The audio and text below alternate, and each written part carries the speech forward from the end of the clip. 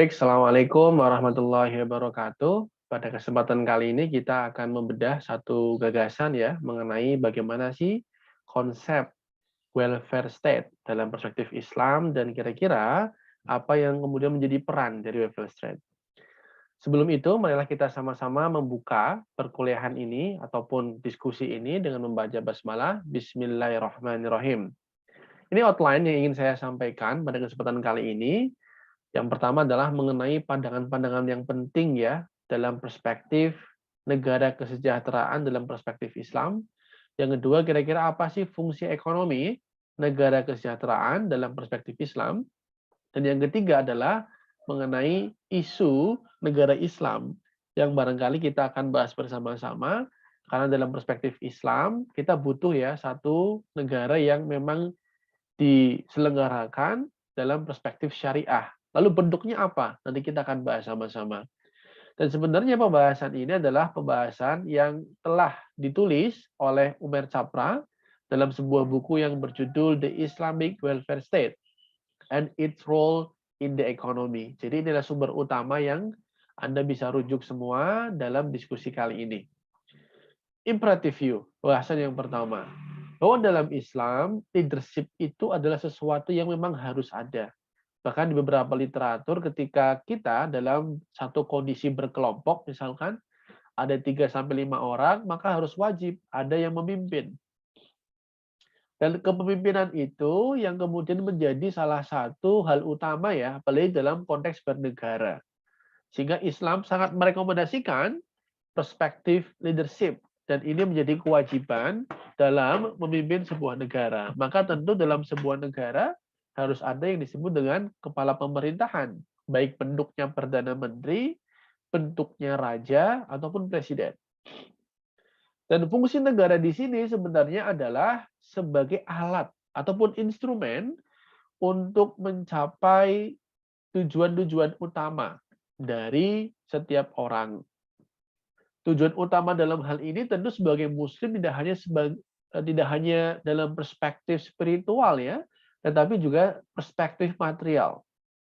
Dan konteks ini kemudian sering kita lihat bahwa ketika kita berdoa tentu doa kita adalah kita ingin menjadi seseorang yang menang, seseorang yang bahagia baik di dunia dan di akhirat.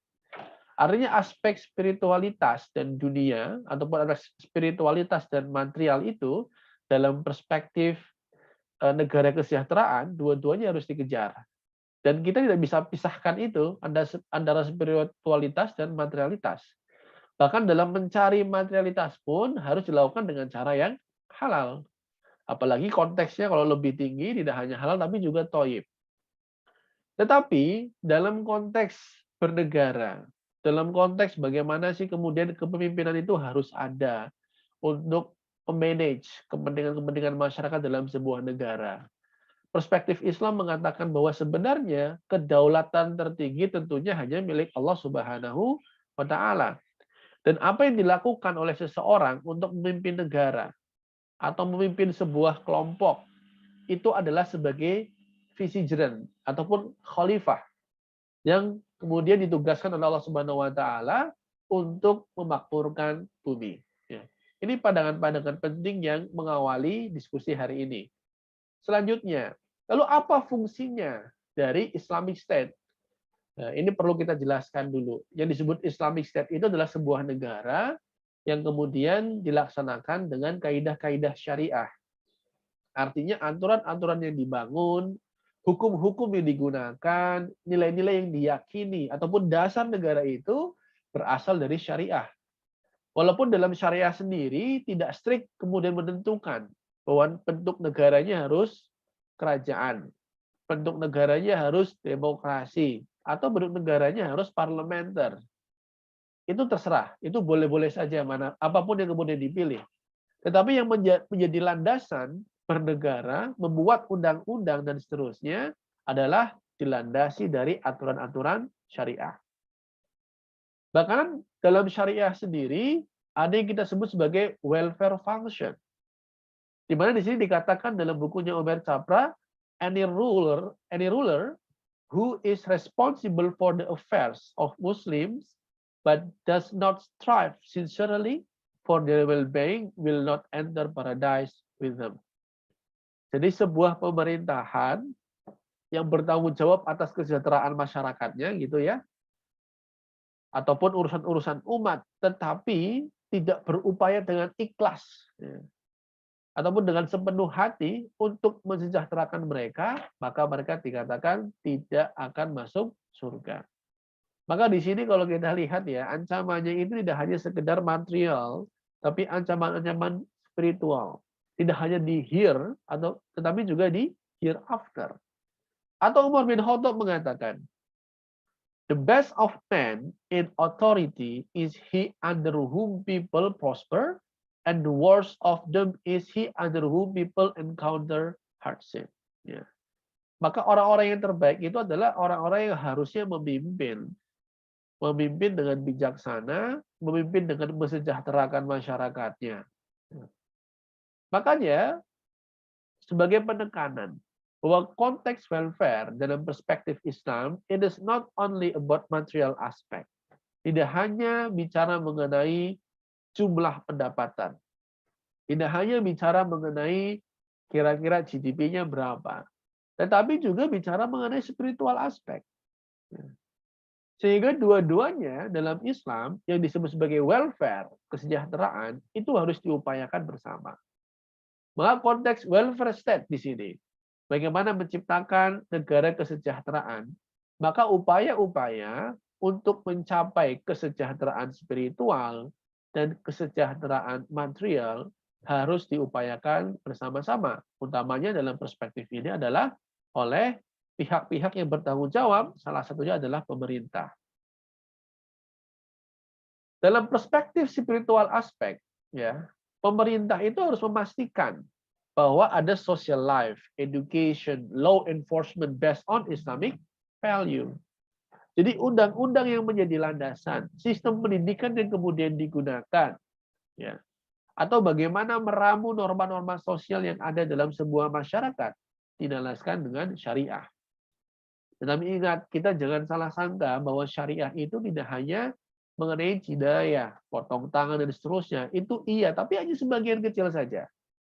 Tapi syariah itu adalah ada adabnya, misalkan ketika kita bertemu dengan orang. Bagaimana syariah kemudian menjadi dasar. Ketika Anda berhutang, maka dicatat harus dikembalikan sebaik mungkin, bahkan disyariatkan kalau ada kelebihan, kalau ada rezeki, maka ini di luar kontrak ya, ketika mengembalikan maka ditambahkan agar yang orang yang menghutangi kemudian senang. Tapi tentu penambahan ini bukan yang dijanjikan. Tetapi kalau dijanjikan, ini jatuhnya adalah riba. Ya. Maka syariah sangat luas. Maka seringkali syariah dikatakan sebagai the way of life. Jalan hidup. Panduan hidup yang kemudian digunakan oleh seorang muslim dari hal-hal kecil sampai hal-hal yang sangat besar. Lalu bagaimana dengan material aspek? Ya. Fulfillment education access. Memenuhi akses-akses pendidikan. Ya. Maka aspek pendidikan ternyata tidak hanya bicara mengenai materialistik, tapi juga spiritualistik. Ya. Menciptakan lapangan kerja yang sesuai. Ya. Dan tentu memenuhi kebutuhan dasar bagi warga negaranya, atau warga masyarakat, atau Islamic society. Yaitu dengan memberikan makanan yang cukup, baju yang layak, ya, rumah-rumah yang kemudian juga comfortable, nyaman, tidak harus mewah, tapi nyaman. Fasilitas kesehatan, lingkungan kesehatan yang baik, dan tentu fasilitas-fasilitas transportasi. Makanya aspek-aspek material ini, kalau dalam perspektif negara, bisa banyak diwujudkan lewat kebijakan-kebijakan sosial. Misalkan kalau kita lihat ya, kebijakan mengenai perumahan rakyat, kebijakan mengenai kewajiban sekolah 9 tahun dengan gratis, di mana sistem pendidikannya tidak hanya bicara mengenai aspek materialistik, tapi juga spiritualistik. Makanya gagasan-gagasan bahwa setelah sekolah kemudian langsung kerja itu tidak ada yang salah, tetapi tidak lengkap. Ya. Karena wujud dari produk pendidikan itu sehat secara material, tapi juga spiritual. Artinya ketika dia kemudian ditempatkan di tempat kerja pun lewat pendidikan yang baik, maka dia bisa berkontribusi secara material dan juga spiritual. Secara prinsip, it may be stated that the state should play an adequate role. Kita lihat bahwa dalam perspektif makroekonomi Islam, konsep negara kesejahteraan ini berbeda dengan apa yang digagas oleh Adam Smith yang mengatakan bahwa there is invisible hand, no need to intervene by the government or intervention. Pemerintah itu tidak perlu ya mengintervensi secara berlebihan dalam pandangan Smith. Tapi kalau Islam tidak demikian. The state should play an adequate role. Harus kemudian turun tangan, mengambil kebijakan-kebijakan yang dipandang cukup. Ya. Untuk apa? Untuk mencapai tujuan-tujuan yang kemudian menjadi ultimate goal, tujuan utama.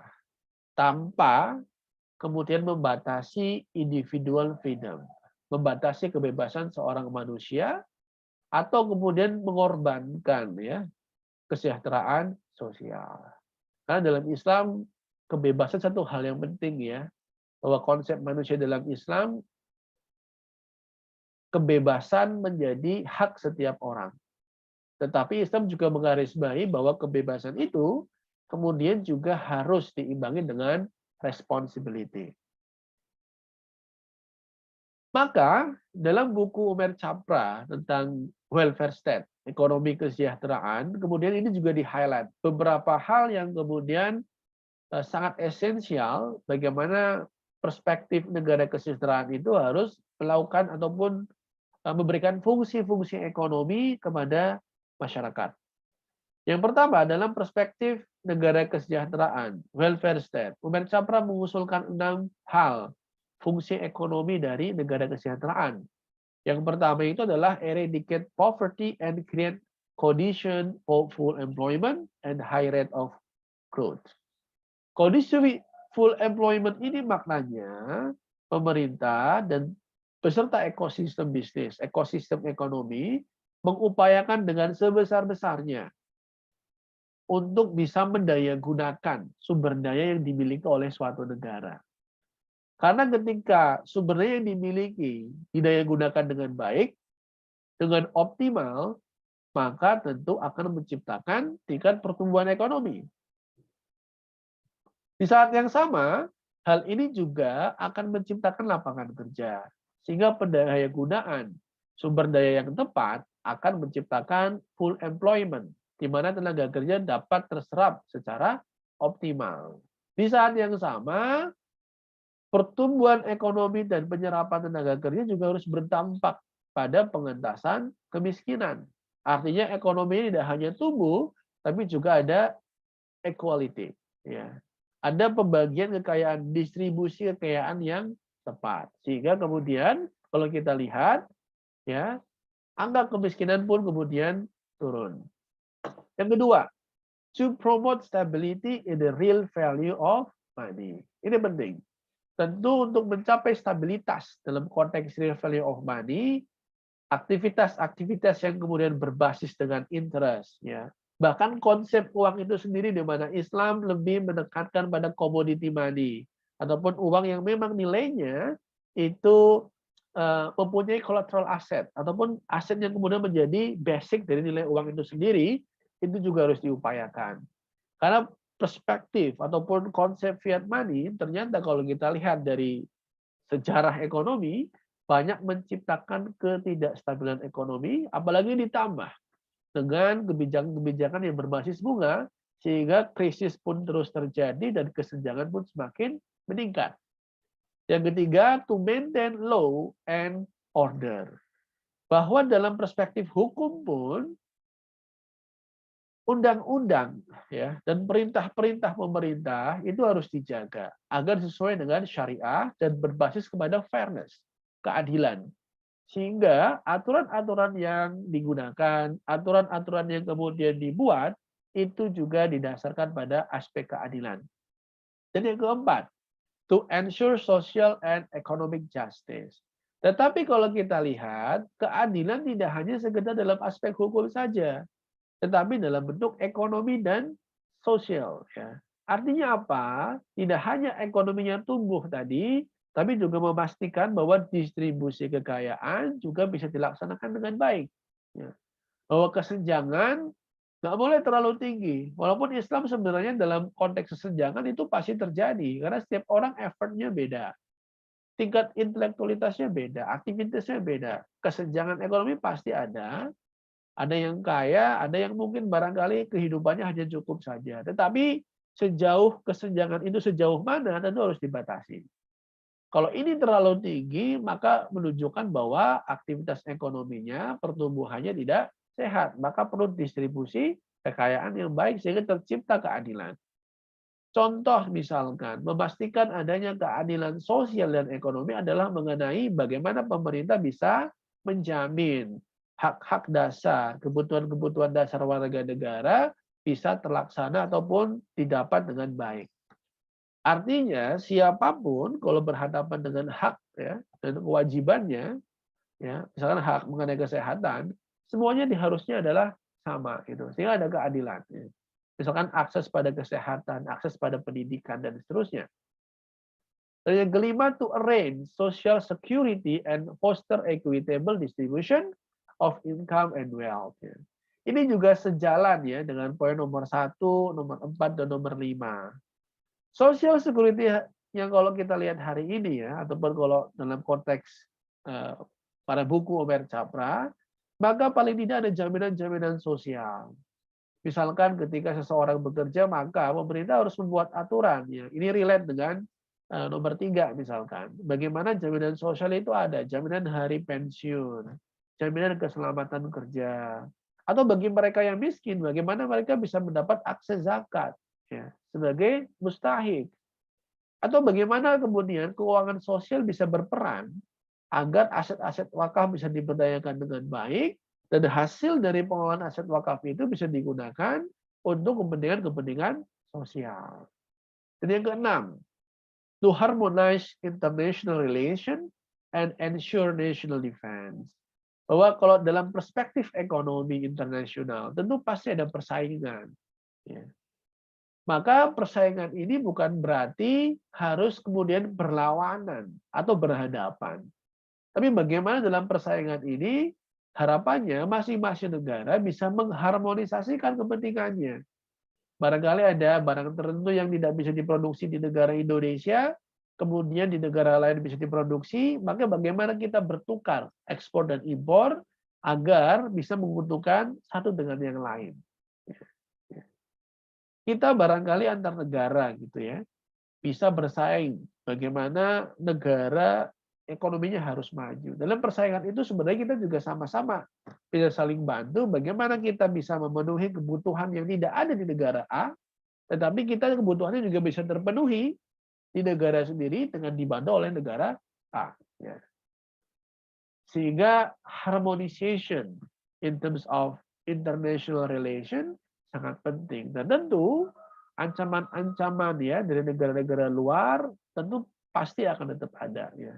Maka memastikan bahwa pertahanan nasional itu kuat itu juga hal yang wajib dalam perspektif welfare state. Wherewithal ya, the wherewithal. Nah, perspektif Islamic State kita akan lihat bahwa ini hal-hal yang juga penting kita pahami. To perform, untuk melakukan semua ide-ide yang baru saja kita diskusikan, ya, kita butuh yang kita sebut sebagai negara Islam. Lagi-lagi ini harus di-underline ya. Negara Islam itu terserah pemerintahannya bentuknya parlementer, demokrasi, presidensial, atau kerajaan. Tetapi apapun bentuknya itu, yang menjadi landasan hukum adalah nilai-nilai syariah. Ya. Tentu kita bebas ya dalam menghimpun ide bahwa ini adalah ide-ide negara Islam menurut pendapatnya Omer Capra. Ya, ini bagian dari kebebasan akademiknya. Bagaimana kita mencoba untuk mengimajinasikan bahwa ada sebuah negara yang memang menggunakan syariah secara utuh dan dilaksanakan dengan baik. Untuk melakukan itu butuh negara Islam. Maka the primary source of income of Islamic State. Lalu bagaimana sih pendapatan negara itu didapat gitu? Dalam perspektif negara Islam, menurut pendapat Umair Chapra, yang pertama itu tentu dari pengelolaan kekayaan, ya. Natural resources.